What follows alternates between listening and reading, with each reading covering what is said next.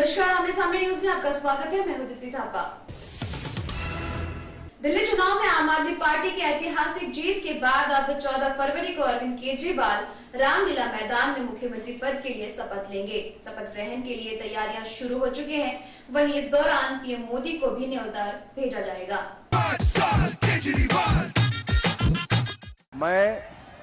मैं अरविंद केजरीवाल ईश्वर की शपथ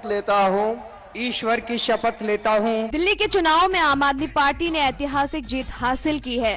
70 में से 67 सीटें जीतकर पार्टी ने बीजेपी का विजय अभियान रोक दिया है और साथ ही दिल्ली से कांग्रेस का पत्ता साफ कर दिया है। 14 फरवरी को रामलीला मैदान में अरविंद केजरीवाल मुख्यमंत्री पद के लिए शपथ लेंगे। शपथ ग्रहण की तैयारियां शुरू हो गई है। अरविंद केजरीवाल ने एफएम रेडियो के जरिए लोगों से शपथ ग्रहण में बड़ी तादाद में शामिल होने की अपील की है। बताया जा रहा है कि शपथ ग्रहण के लिए प्रधानमंत्री नरेंद्र मोदी को भी न्योता दिया जाएगा। पिछले साल 14 फरवरी को ही अरविंद केजरीवाल ने दिल्ली के मुख्यमंत्री पद से इस्तीफा दे दिया था और पूरे 1 साल बाद फिर आम आदमी पार्टी की सरकार बनेगी। अरविंद केजरीवाल के साथ उनके कुछ मंत्री भी यहाँ शपथ लेंगे। उधर पीएम मोदी का इस शपथ ग्रहण में शामिल होने पर अभी सस्पेंस बना हुआ है, क्योंकि 14 फरवरी को प्रधानमंत्री को महाराष्ट्र के दौरे पर भी जाना है। वहीं अगर प्रधानमंत्री को अरविंद केजरीवाल के शपथ ग्रहण समारोह में शामिल होना है तो उन्हें अपना दौरा रद्द करना पड़ेगा। अब देखना ये है कि अगर पीएम मोदी को न्योता जाता है तो वो क्या फैसला लेते हैं। ब्यूरो रिपोर्ट, आमने सामने न्यूज। लगातार शहर में बढ़ रहे अपराधों को देखते हुए कानपुर में एसएसपी ने पूरे शहर में चेकिंग अभियान चलाया। इस दौरान बैंक, स्कूल, पार्क और कई सार्वजनिक स्थानों में चेकिंग भी की गई। देखिए रिपोर्ट।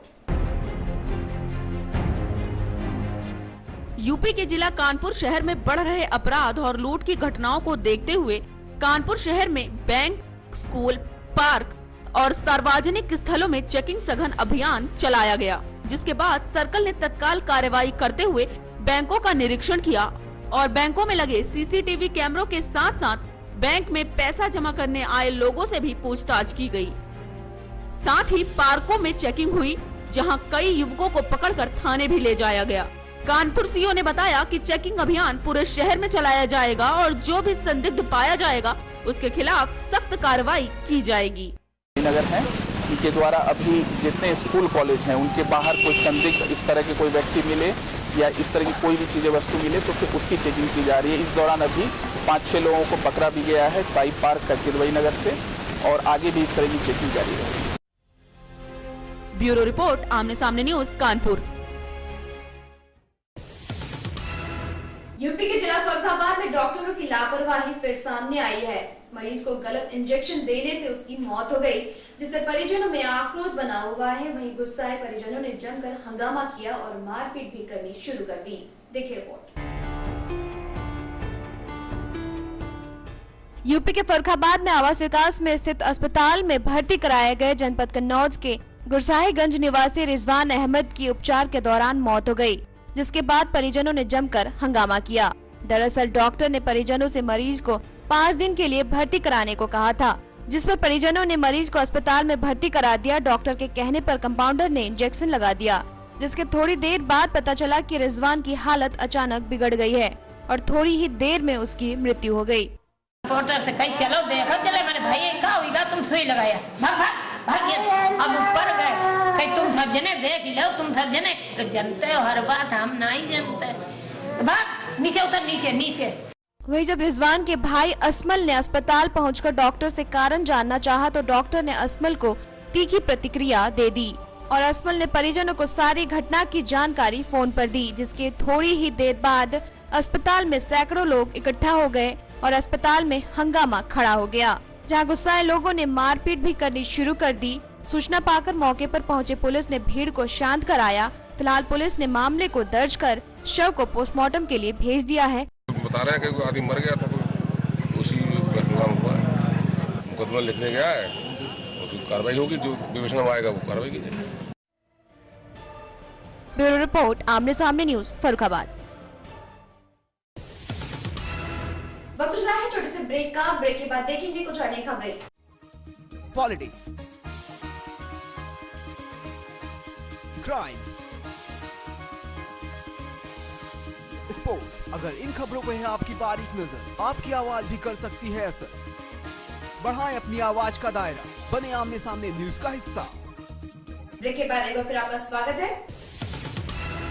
यूपी के मथुरा में गरीबों के लिए बनाई गई काशीराम आवासीय योजना पहले गरीबों की खुशियां बनकर आई, लेकिन जब जन समस्याओं को सुनने के लिए कोई भी सरकारी विभाग तैयार नहीं है तो इन गरीबों के लिए यही घर परेशानियों का सबब बना हुआ है। देखिए रिपोर्ट।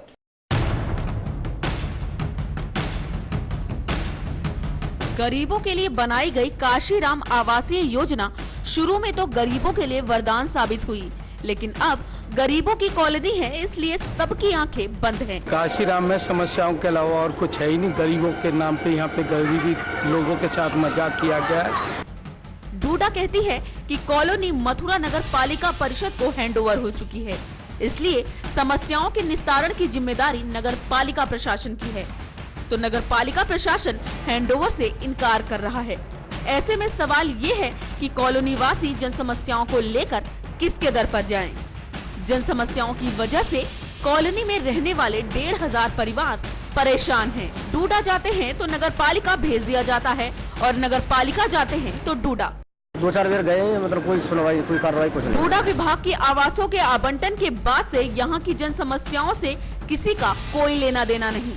कॉलोनी बहुत पहले नगर पालिका प्रशासन को हैंडओवर हो गई है। ये कॉलोनी शहर क्षेत्र का हिस्सा है, लिहाजा यहाँ सभी जन समस्याओं का निदान नगर पालिका प्रशासन को कराना चाहिए। पानी की निकासी की कोई व्यवस्था नहीं है, न यहाँ सीवर का पानी निकल सकता है। हाईवे से लेकर कॉलोनी तक और कॉलोनी के अंदर सड़क किनारे लगी सभी स्ट्रीट लाइटें खराब पड़ी हुई हैं। स्ट्रीट लाइट जो है हमारे यहाँ 75 है और 75 में से इक्का दुक्का ही कोई जलती है। कॉलोनी में सफाई कार्य करने नगर पालिका के सफाई कर्मचारी नहीं आते हैं। सफाई व्यवस्था ये है कि शुरू में ही यहाँ पर जो है 15 आदमियों की नियुक्ति की थी नगर पालिका ने, धीरे धीरे घटते अब इक्का दुक्का रह गए हैं। अब देखना ये शेष रह गया है कि गरीबों को वरदान साबित हुई इस आवासीय योजना का उद्धार आखिर कब हो पाता है। ब्यूरो रिपोर्ट, आमने सामने न्यूज, मथुरा। वैलेंटाइन डे को लेकर जिन युवाओं में उत्साह है वो धोखाधड़ी से भी सतर्क रहे। जी हां, क्योंकि साइबर क्राइम के अपराधी इन दिनों आपकी इस उत्सुकता पर नजर गड़ाए हुए हैं जो आपको आसानी से धोखा दे सकते हैं। देखिए रिपोर्ट।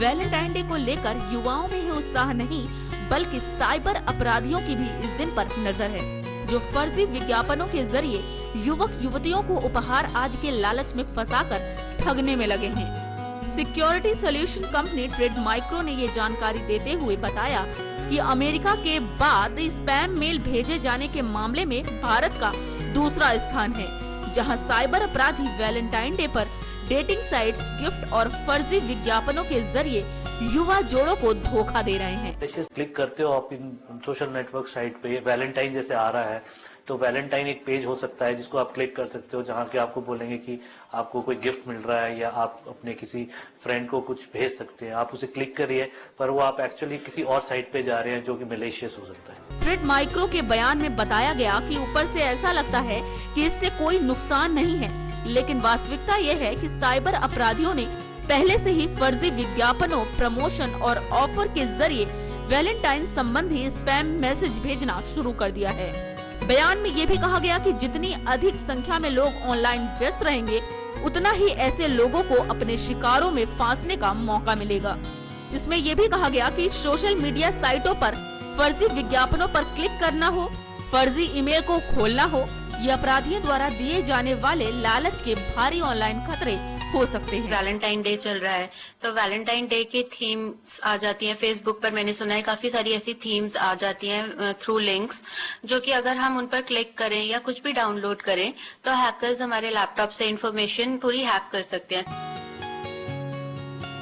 ब्यूरो रिपोर्ट, आमने सामने न्यूज।